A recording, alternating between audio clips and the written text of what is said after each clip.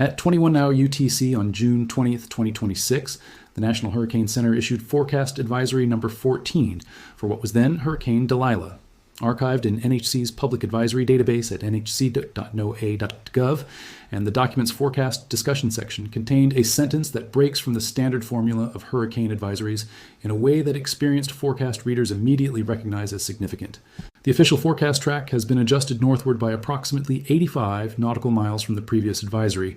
and confidence in this adjustment is moderate, as the steering pattern responsible for the storm's recent motion has itself shown behavior inconsistent with the synoptic pattern that has dominated the eastern Pacific for the past 2 weeks. The advisory's wind speed probability table, the standard product that accompanies every NHC advisory, and that quantifies the probability of specific wind speed thresholds being experienced at specific locations, showed a pattern of probability distribution across the forecast cone that the lead forecaster described in an internal coordination call as the widest spread she had personally issued in 11 years at the Center for a Storm of Delilah's current intensity and proximity to landfall. Hurricane Delilah had been a Category 5 storm for the preceding 18 hours, with maximum sustained winds of 160 miles per hour and a central pressure of 921 millibars, figures that placed it among the most intense Eastern Pacific hurricanes in the satellite era. What made Delilah's situation different from the routine, if always serious, business of forecasting a major hurricane's landfall was not its intensity, which, while extraordinary, was within the range that Eastern Pacific hurricanes have produced before, but the specific behavior of its track over the preceding 36 hours, behavior that had departed from every operational and ensemble model's guidance in a way that the forecast community was still working to understand, even as the storm continued its approach toward the Mexican coast. The map that every television meteorologist, every emergency manager, and every resident of the threatened coastline had been looking at for days showed a track. Delilah was not following it. Hurricane track forecasting has improved more dramatically than almost any other category of weather prediction over the past 4 decades, a consequence of improvements in satellite observation, in the physical understanding of the atmospheric and oceanic processes that steer tropical cyclones, and in the computational power and modeling sophistication that allows the operational forecast centers to run dozens of ensemble simulations for every storm, and to synthesize the resulting probability distribution into the official forecast track and its associated cone of uncertainty. The average error in the National Hurricane Center's 48-hour track forecasts has decreased from several hundred miles in the 1970s to less than 60 nautical miles in the current era, an improvement that has saved an enormous number of lives by allowing more precise and more timely evacuation decisions in advance of landfalling storms. This improvement is built on a physical understanding of what determines a tropical cyclone's track that is well established and that has been validated across thousands of storms. A hurricane's motion is governed primarily by the large-scale atmospheric flow in which it is embedded. The steering current, much as a leaf floating on a river, is carried by the river's current rather than by any independent propulsive capability of its own. The hurricane also exerts an influence on its own motion through a process called beta drift, in which the storm's interaction with the variation of the Coriolis effect with latitude produces a small poleward and westward component to its motion that is independent of the large-scale steering flow, and through more complex interactions with nearby weather systems, ocean eddies, and its own internal structure that can produce track deviations the standard steering flow framework does not fully capture. The standard forecast process synthesizes the prediction of the steering flow's future evolution, derived from the global and regional numerical weather prediction models, with the established understanding of beta drift and other secondary effects, to produce the official track forecast and the ensemble-derived cone of uncertainty that communicates the forecast's confidence to the public and to emergency managers. This process works well in the large majority of cases, producing forecasts whose errors are well characterized statistically and whose uncertainty cones, while not eliminating the possibility of forecast error, provide a genuinely useful and statistically calibrated representation of where a storm is likely to go. Delilah's behavior over the preceding 36 hours had departed from this well-validated framework in a specific and physically puzzling way. The storm had been tracking on a steady west-northwest heading consistent with the steering flow analysis and with every model's guidance through the morning of June 19th. Then, over a period of approximately 12 hours, the storm's heading shifted toward the north-northwest, a deviation of approximately 25 degrees from its previous track, at a point when none of the operational or ensemble models had been forecasting any significant change in the storm's heading. The deviation was confirmed by multiple independent observation sources, including the storm's own satellite-tracked center position, the reconnaissance aircraft that had been flying into the storm to obtain direct measurements of its structure and intensity, and the scatterometer wind data from the polar orbiting satellites that passed over the storm during the period of the track change. The investigation into why Dalila's track deviated from every model's guidance began within hours of the deviation being confirmed, conducted simultaneously by the operational forecasters at the National Hurricane Center, who needed an immediate physical explanation to inform the revised forecast they were preparing, and by the research meteorologists at NOAA's Hurricane Research Division and at the modeling centers whose products had failed to anticipate the deviation, who were working to understand the failure in order to improve future forecasts, even as the immediate operational need for an explanation was being addressed. The explanation that emerged within the first 24 hours, and that has been refined and partially revised in the subsequent analysis, centers on an interaction between Dalila and a smaller, weaker tropical disturbance that had been developing approximately 400 nautical miles to the storm's east-northeast. A disturbance that the operational models had been tracking as a separate and largely independent system with a low probability of significant development. The interaction between two tropical cyclones, or between a tropical cyclone and a developing disturbance, is a well-documented phenomenon in tropical meteorology called the Fujiwara effect, named for the Japanese meteorologist who first systematically described the mutual rotation that occurs when two cyclonic vortices approach within a certain distance of each other, each one inducing a circulation in the atmosphere around itself that affects the motion of the other. The Fujiwara effect is well understood in its general physical principles, and the operational models do, in principle, represent the interaction between two tropical systems when both are sufficiently well resolved within the model's analysis.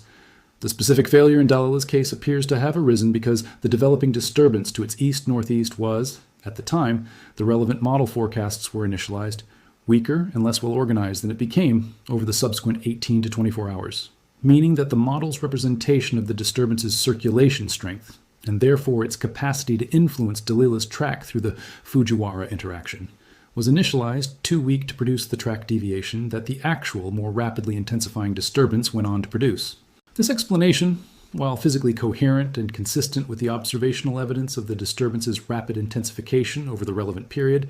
raises a specific and uncomfortable question that the forecast community has not yet fully resolved. If the disturbance's rapid intensification was the proximate cause of the track deviation, why did the models fail to anticipate that intensification, given that rapid intensification of tropical disturbances, while inherently difficult to forecast with high precision, is a phenomenon that the current generation of models has made substantial documented progress in predicting over the past decade. The research meteorologists examining this question have identified several candidate explanations,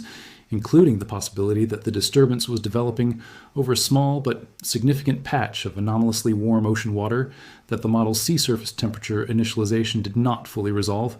and the possibility that the specific atmospheric moisture and wind shear conditions in the disturbance's immediate vicinity were evolving more favorably for intensification than the model's initialization captured.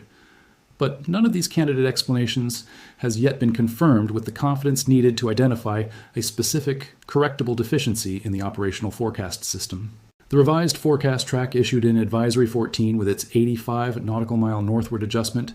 placed Dalila's projected landfall location in a section of the Mexican Pacific coast that differs substantially from the coastal communities that had been the focus of evacuation and preparedness planning under the previous several days of forecast guidance. The original forecast track, maintained with relative consistency across the preceding 4 days, had identified the resort city of Puerto Vallarta and the surrounding communities of Jalisco and Nayarit states as the area of highest landfall probability, and the Mexican Civil Protection Authorities, Protección Civil, had been coordinating evacuation and shelter operations specifically focused on this region, including the substantial tourist population present in Puerto Vallarta's hotel zone during what is typically a period of moderate but non-negligible tourism activity. The revised track shifted the highest probability landfall zone northward into Sinaloa State, encompassing the city of Mazatlan and a string of smaller coastal communities along the Sinaloa coast, a region whose preparedness posture had been calibrated to the lower probability of direct impact that the previous several days of forecast guidance had indicated, rather than to the primary landfall target status that the revised track now assigned to it. This is precisely the kind of late-stage track revision that the hurricane forecasting and emergency management community works hardest to avoid, because it compresses the time available for the affected population to transition from a secondary concern preparedness posture to the full evacuation and protective action response that a primary landfall target requires. The Mexican federal and state civil protection authorities, upon receiving the revised NHC guidance and the corresponding analysis from Mexico's own National Meteorological Service,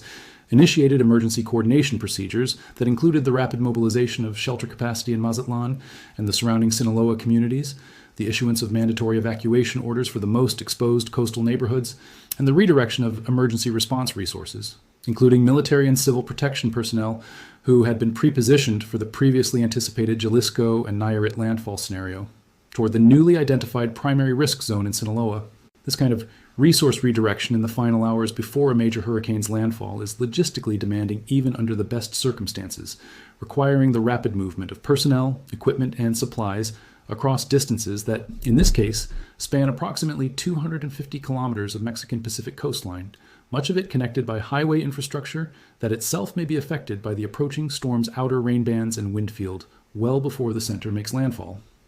The specific timeline pressure that the track revision created with the storm's landfall now projected within 36 to 42 hours of the revised advisory's issuance left a compressed but not impossible window for the affected communities to complete their preparedness transition, and the Mexican authorities' rapid mobilization in response to the revised guidance reflects both the sophistication of the country's hurricane preparedness institutions, built through decades of experience with Pacific hurricane landfalls, and the genuine difficulty of executing a major resource redirection on this compressed timeline.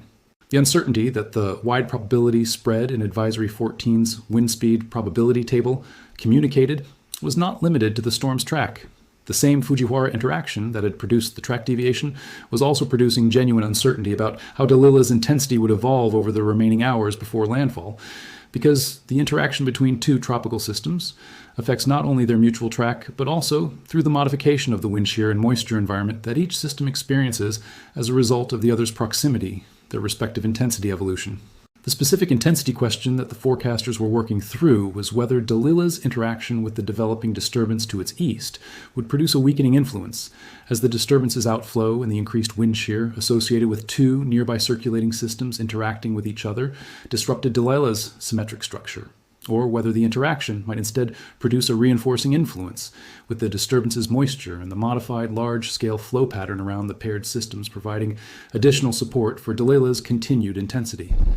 The historical record of documented Fujiwara interactions between tropical cyclones shows examples of both outcomes, and the specific outcome in any given case depends on details of the two systems' relative size, intensity, and structure that are not always well captured by the operational models, even when the interaction itself is correctly anticipated. The reconnaissance aircraft data collected during the hours surrounding the track deviation showed that Dalila's structure had, in fact, begun to show signs of disruption consistent with the disruptive interaction scenario, with the storm's eye wall showing increased asymmetry and a partial eye wall replacement cycle, the process by which an outer ring of convection forms around the original eye wall and gradually takes over as the dominant convective ring, a process that typically produces a temporary weakening of the storm's peak winds. Even as its overall wind field, the area over which damaging winds extend, tends to expand. This eye wall replacement cycle, combined with the increased shear from the nearby disturbance, was producing a forecast for Dalila's landfall intensity that, while still firmly within the major hurricane category, projected a decrease from the peak Category 5 intensity to a strong Category 4, with sustained winds of approximately 140 miles per hour at the time of landfall, rather than the 160 miles per hour the storm had achieved at its peak. This intensity forecast, while representing a meaningful reduction from the storm's peak, was communicated by the forecast team with the explicit caveat that the eye wall replacement cycle's outcome was itself uncertain, and that storms undergoing this process sometimes emerge from it with a larger but still highly intense wind field rather than a substantially weakened one, meaning that the area of destructive wind impact at landfall could be larger even if the peak wind speed was somewhat reduced from the storm's all-time peak intensity.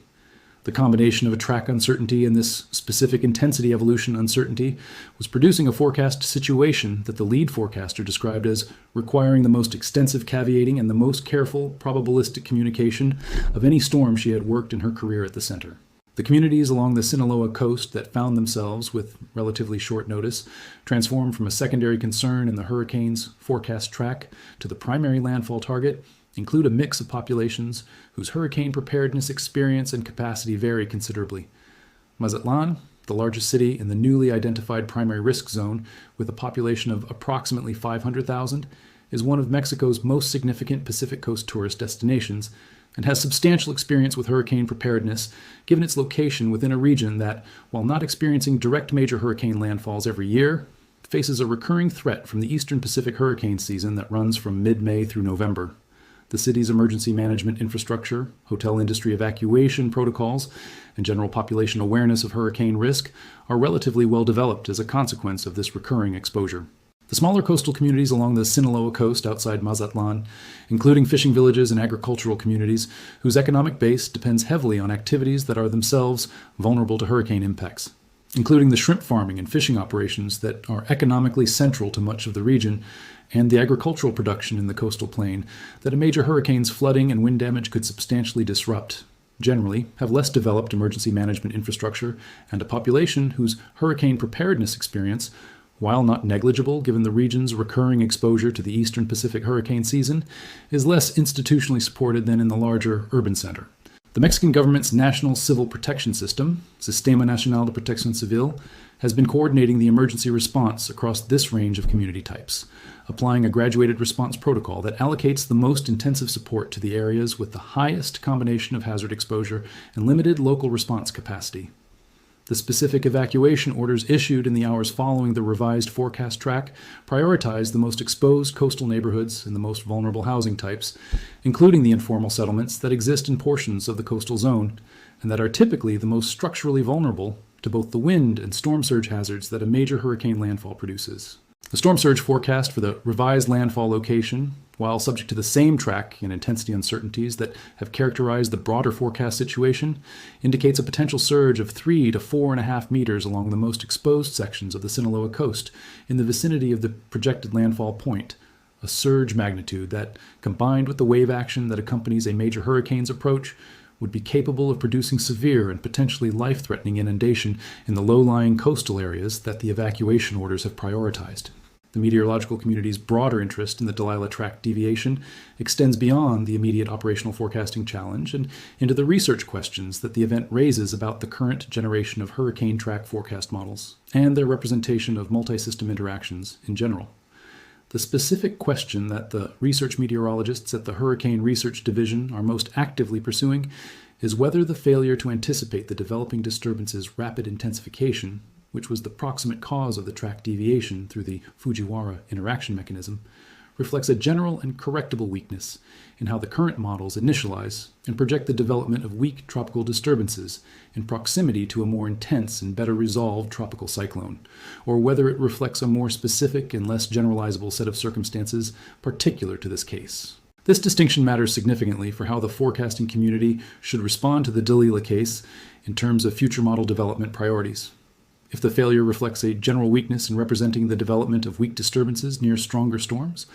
a phenomenon that becomes increasingly relevant as the frequency of multiple simultaneous tropical systems in ocean basins appears to be increasing in some recent seasons, then the case provides a specific and valuable diagnostic target for model improvement efforts, an identified failure mode that the modeling community can work to address through targeted improvements to the model physics and initialization procedures governing weak disturbance representation. If the failure instead reflects circumstances specific to this case, perhaps related to a particular combination of oceanic and atmospheric conditions that are unlikely to recur in exactly the same configuration, the broader lesson for future model development may be more limited, even as the specific operational response to this particular storm remains the immediate priority. The preliminary research analysis, conducted in the days since the track deviation using the full suite of observational data that became available after the fact, including additional satellite passes and the detailed reconnaissance data, suggests that the failure has elements of both explanations.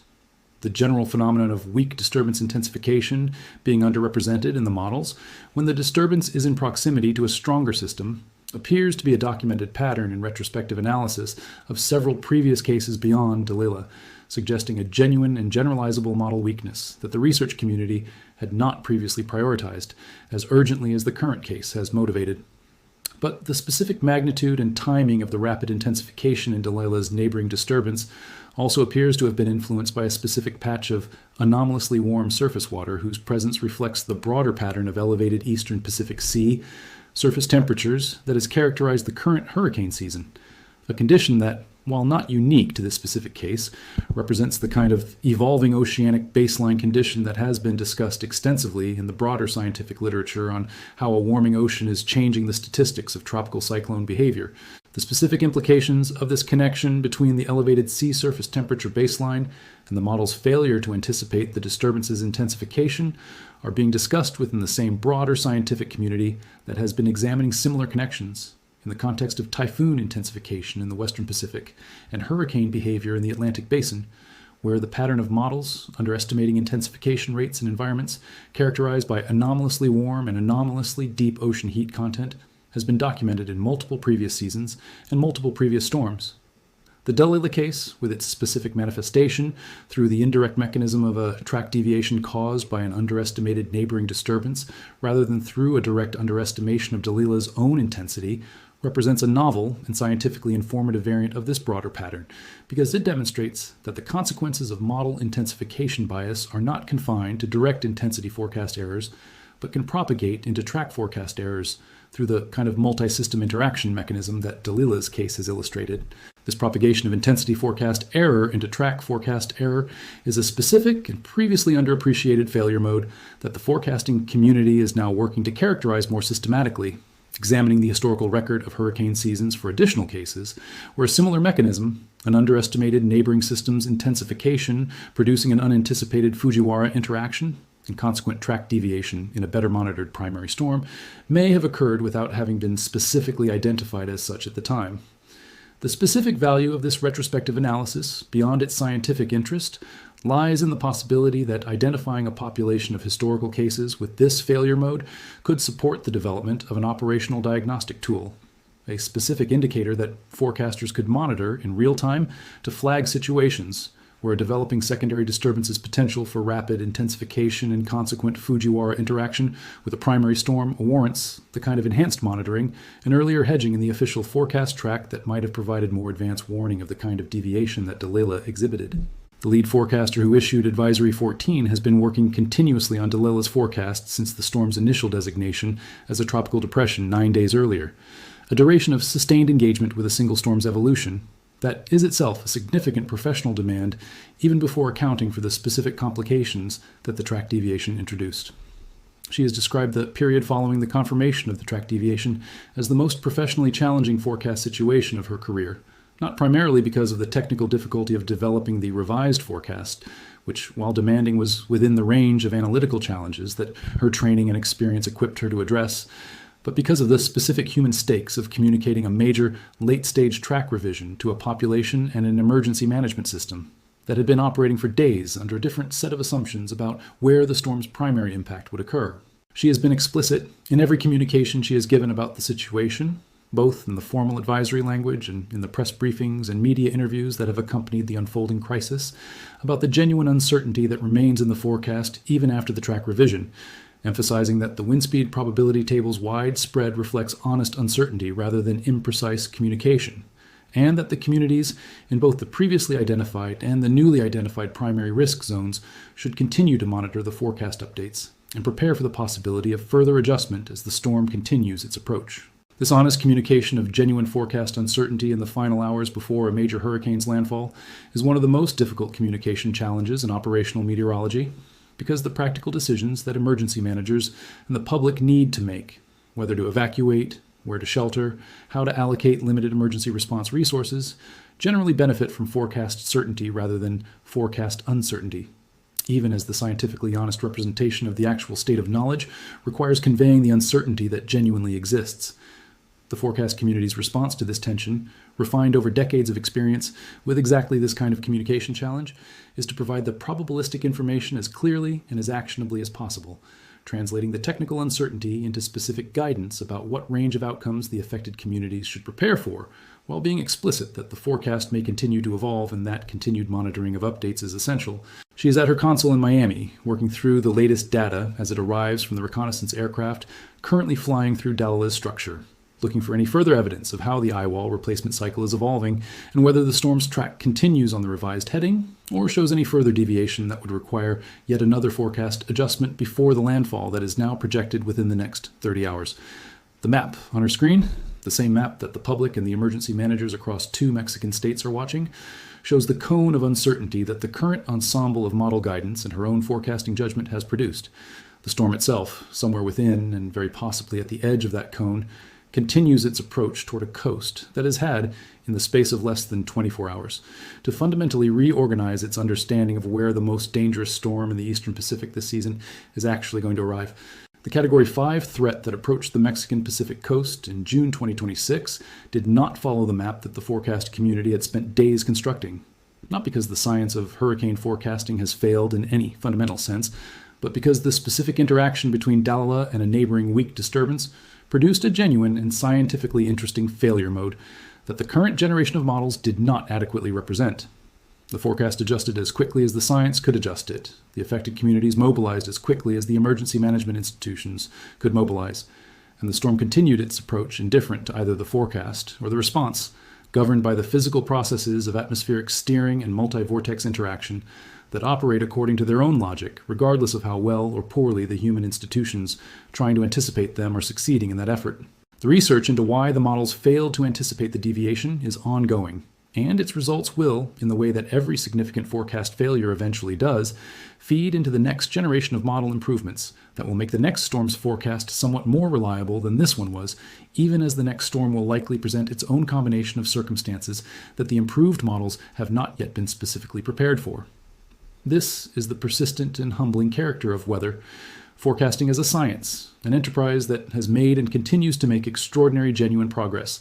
while remaining permanently subject to the fundamental unpredictability that characterizes any sufficiently complex physical system, a system that, in the case of Dalila, found a specific and consequential way to remind the forecasting community and the millions of people whose safety depends on its products, that the map, however carefully and however skillfully constructed, is not the territory. The storm is still approaching. The forecast is still being refined. The communities along the Sinaloa coast are still preparing, with the time that remains, for whatever Dalila ultimately brings to their shore. And in Miami, the forecasters are still at their consoles, watching the data arrive, working to give the people in the storm's path the most accurate and the most honest picture of what is coming, that the science, even at the edge of its current capability, can provide. The map changed. The storm did not change to match it. The watching and the adapting continue.